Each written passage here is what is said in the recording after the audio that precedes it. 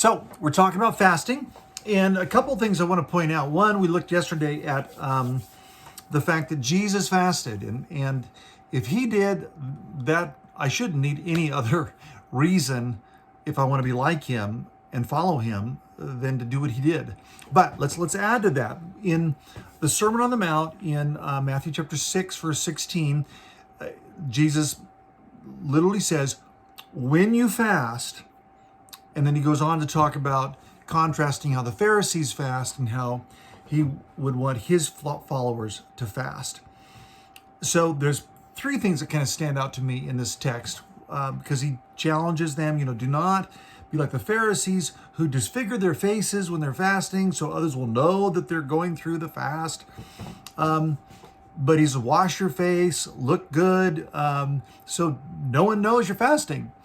And the point isn't so much that I want to keep it a secret. The point is I don't want to do it for the wrong reason. I want to look under the surface and say, why am I fasting? So a couple of things there. Number one is that Jesus fasted. Why would I do it? Because he did. Number two, he assumes. It says there are three little parallels in the Sermon on the Mount. When you give, when you fast, when you pray, he's expecting his disciples to do those things as a matter of practice. And then he says, the passage concludes, when you do your fasting in secret, your Father who sees what is done in secret will reward you. Meaning that there is some kind of blessing or reward after the fasting is done. And maybe part of that is just like the enjoyment of a great meal. I really enjoy it because I didn't have it. But no, the thought is that God is doing something inside of us when we fast. When I think about, his early disciples fasting, I gave a little bit of history, but I'll just kind of talk through that again because fasting, the earliest mention in scriptures is when Moses fasted. He fasted for 40 days and 40 nights on Mount Sinai when he received the 10 Commandments. He also commanded the children of Israel to fast on the Day of Atonement. That was the one day a year when the sacrifice would be made for the sins of all the people. Their sins would be atoned for. Elijah, Moses, Samuel, Esther, throughout David, throughout the Old Testament, almost every major figure in Israelite history fasted. Then this came to the early church. They also fasted. The Jewish people, right up to the time of Christ, would fast 2 days a week, and the early Christians continued that practice. They would fast on every Wednesday and Friday. The Didache, interesting, you maybe have never heard of that. It's the oldest extra biblical document that we have from the early church, right on the heels of the Bible being completed. The Didache was put together as a manual for discipleship. What did the followers of Christ do? And it was commanded in there that they would fast every Wednesday and Friday, as was the Jewish tradition. They would also, it also commanded that if you're going to get baptized, you would fast 2 days prior to your baptism. Lent, the 6 weeks before Easter, was started out as fasting, right? People will say, for Lent, I'm giving up wine, or I'm giving up movies or television or cigars or, whatever people do.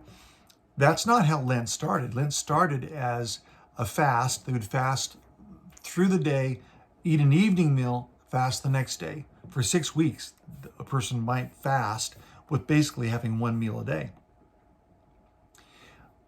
This continued, this kind of regimen of fasting continued for 1,500 years. So the point is that it's a lost habit. The church practiced it faithfully, consistently for 1,500 years after Christ. Even as late as the 1700s, when John Wesley and started the Methodist group, Methodist meaning methods. One of the methods that he promoted was fasting. In fact, it says, I got a little quote here, it says, Wesley says, "I fear there are now thousands of Methodists, so-called, both in England and Ireland, who following this bad example have entirely left off fasting, who are so far from fasting twice a week that they now are lucky to fast twice a month." He went on to say that he does not allow someone to become an ordained minister who did not practice fasting twice a week. Not that I'm saying I agree with what Wesley says. My point is, the believers for centuries have practiced something that you are hard-pressed to find 1% of believers today that fast with any regularity. This may be one of the most significant practices of Jesus that has been neglected, that we are losing out on because we have followed the way of culture and not the way of Christ in this regard.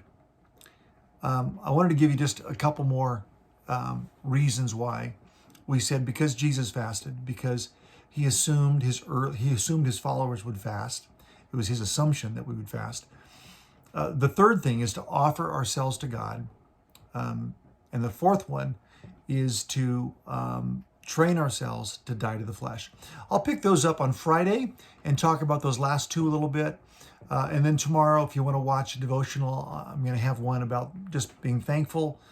And I hope that as you maybe start to practice fasting, maybe an hour, a meal a day, from time to time, to a couple meals, to maybe a whole day, that you remember to be mindful of your health, to drink water, and to do it for a motivation that says, I want to be like Jesus.